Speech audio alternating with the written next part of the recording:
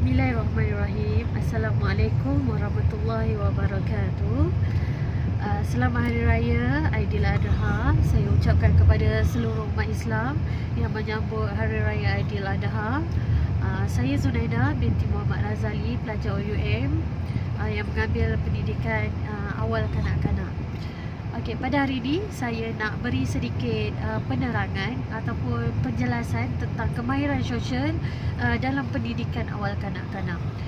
Dapatan saya, assignment yang saya buat kajian, bahawa dalam kemahiran sosial kanak-kanak ni, dia dibentuk daripada sejak awal lagi.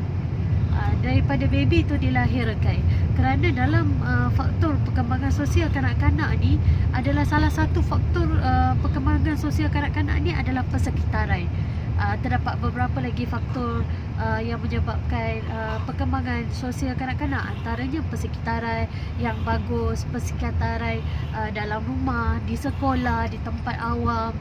Okey, kemudian ibu bapa, bagaimana ibu bapa tersebut memberi layanan kepada kanak-kanak. Sama ada layanan tersebut baik, ibu bapa memberi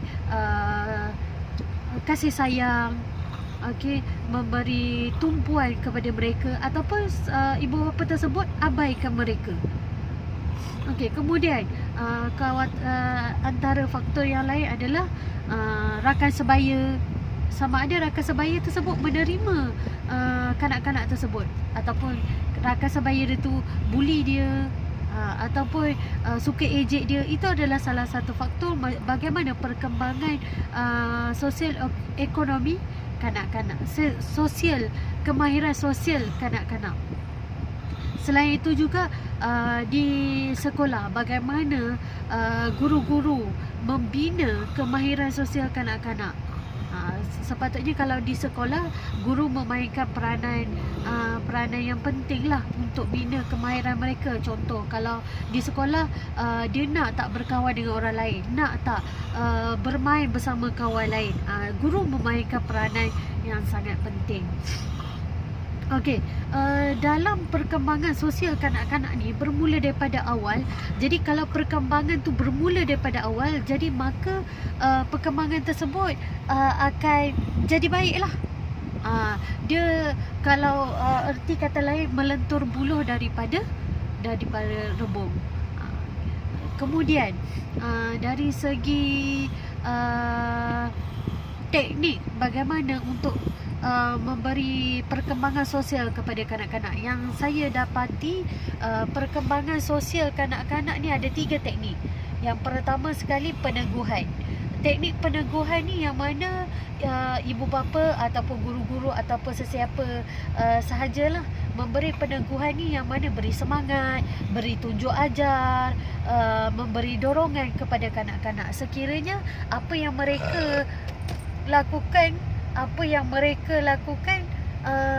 dia akan beri kata semangat, ataupun kalau membuat kesilapan, dia akan memberi tunjuk ajar.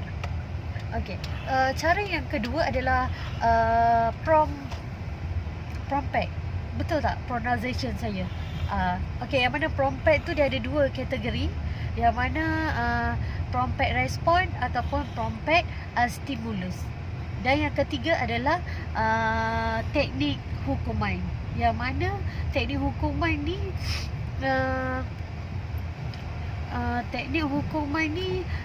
teknik hukuman yang diberikan setelah ataupun semasa tingkah laku tersebut dilakukan. Contohlah, kalau kanak-kanak tersebut melakukan sesuatu tersebut adalah salah, jadi perkara pertama sekali yang perlu dilakukan, sama ada ibu ataupun guru-guru atau sesiapa saja untuk membentuk kemahiran sosial kanak-kanak ni, beri peneguhan dulu, beri input, beri nasihat kepada kanak-kanak tersebut. Apa yang dilakukan tersebut tidak benar, tidak betul. Jadi apabila berulang kali kesalahan ataupun kesilapan yang dilakukan tersebut, barulah kita beri hukuman. Okey, hukuman yang diberikan itu pula bukan berlandaskan kita nak lepaskan geram. Tak, Tetapi hukuman yang diberikan tu adalah sebagai hukuman untuk memberi tunjuk ajar bahawa apa yang dilakukan itu adalah tidak benar. Bukan kalau nak pukul tu pukul sekuat hati, pukul dengan rasa nak lepaskan geram, tidak. Kalau dengan kanak-kanak ni kita perlu memberi tunjuk ajar, beri hukuman sebagai orang kata tunjuk ajar lah. Kalau dalam ajaran Nabi Muhammad SAW, kalau kanak-kanak bawah umur 7 tahun, kalau dia tak solat, tak apa. Tapi kalau 7 tahun ke atas, kalau dia tak solat, dibenarkan untuk rotan. Kalau rotan pun mesti daripada bawah daripada kaki, lutut. Bawah dari lutut. Itu ajaran daripada agama Islam. Jadi kita boleh relate kan, sama juga dengan perkembangan kanak-kanak. Okey, kemudian itu dari segi teknik bagaimana untuk perkembangan atau kemahiran sosial kanak-kanak. Okey, yang kedua seterusnya sinopsis daripada filem cerita Wonder. Dari video yang telah diberikan, apa yang saya faham dari video tersebut, Aogi ni merupakan seorang kanak-kanak cacat wajah dia, yang mana selepas dia telah berlakunya kemalangan, yang mana kemalangan tersebut menyebabkan wajah dia cacat. Kemudian dia buat beberapa kali pembedahan, yang mana pembedahan tersebut bila menyebabkan muka dia jadi cacat, dia punya mata jadi macam mana, tarik ke bawah, telinga jadi pelik, wajah dia tak sempurna seperti rakan-rakan yang lain. Sedangkan Aogi ni dia budak yang normal seperti kanak-kanak yang lain. Dan Aogi ni dia ada satu sifat yang mana dia adalah seorang kanak-kanak yang suka imajinasi, suka daripada filem fantasi,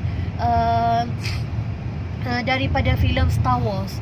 Suka pakai helmet, pergi ke mana-mana pakai helmet. Kemudian dia suka tentang angkasawan. Dia buat macam tu supaya apa yang dia impikan supaya dapat jadi kenyataan. Okey, kemudian cerita tentang daripada family ataupun parent Aogi. Ibunya Isabel dan juga ayahnya adalah Nick. Yang mana ibu dengan ayah dia ni sangat sayang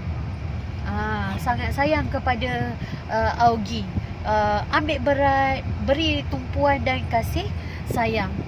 Kadang-kadang mereka ni bertengkar, bergaduh, tapi bukan bergaduh tentang apa, cuma bergaduh tentang macam mana cara nak buat yang terbaik kepada Aogi supaya dapat yang the best untuk hidup Aogi.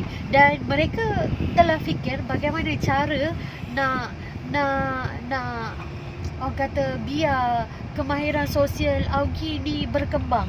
Tak adalah duduk dalam kelompok dia, duduk di rumah sahaja. Biar dia boleh berkawan dengan orang lain seperti orang biasa, seperti komuniti yang lain. Jadi apa yang dilakukan ibu Aogi, Isabel ni, jadi ibunya Isabel hantar Aogi ke sekolah. Ketika dia umur 10 tahun, dia darjah 5 lah. Jadi bila Aogi dihantar sekolah, pada awalnya rakan-rakannya tidak boleh menerima Aogi ni. Sebabnya Aogi ni dia pelik. Keadaan Aogi yang sangat pelik, dan Aogi ni muka dia macam menakutkan. Jadi kawan-kawan macam tak boleh terima. Tapi apa yang dilakukan oleh ibu bapa Aogi, dia memberi semangat, beri dorongan supaya Aogi ni tak rasa rendah diri. Dia boleh berdikari, dia boleh tabah hadapi dugaan, boleh mengharungi dugaan di dunia luar. Nak tak nak, Aogi kena terima, kena hidup dalam keadaan hidup dalam komuniti. Dia tak boleh lah hidup duduk dalam dunia dia sahaja. Jadi Aogi terima dengan hati yang terbuka, dengan nasihat, pandangan daripada ibu bapa dia.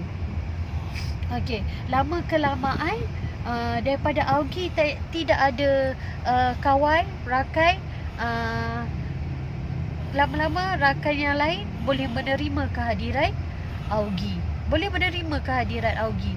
Sehingga kan ada beberapa kumpulan kanak-kanak ni membuli Augie. Membuli, dan sehingga kan kawan baik Augie ni dia memberi bantuan kepada Augie. Okey, ini yang saya faham daripada sinopsis jalan cerita filem Wonder. Okey, dari pemerhatian saya dalam cerita Wonder ni, ibu bapa Augie ni seorang yang sangat protektif, sangat melindungi anak dia. Dia kalau boleh nak cari yang terbaik, cari jalan penyelesaian, nak anak dia hidup berdikari, ada talented, ada kemahiran, dan anak dia berjaya. Jadi ibu bapa dia seorang yang positif. Bapanya pun seorang yang optimis, beri harapan, beri dorongan supaya dapat harungi dunia luar. Okey, itu yang saya dapati dari ringkasan assignment saya tu, dan kesimpulan yang saya dapati dari yang saya kaji dalam perkembangan sosial kanak-kanak ni, perkara yang utama sekali adalah perkembangan persekitaran, ibu bapa, rakan-rakan, kemudian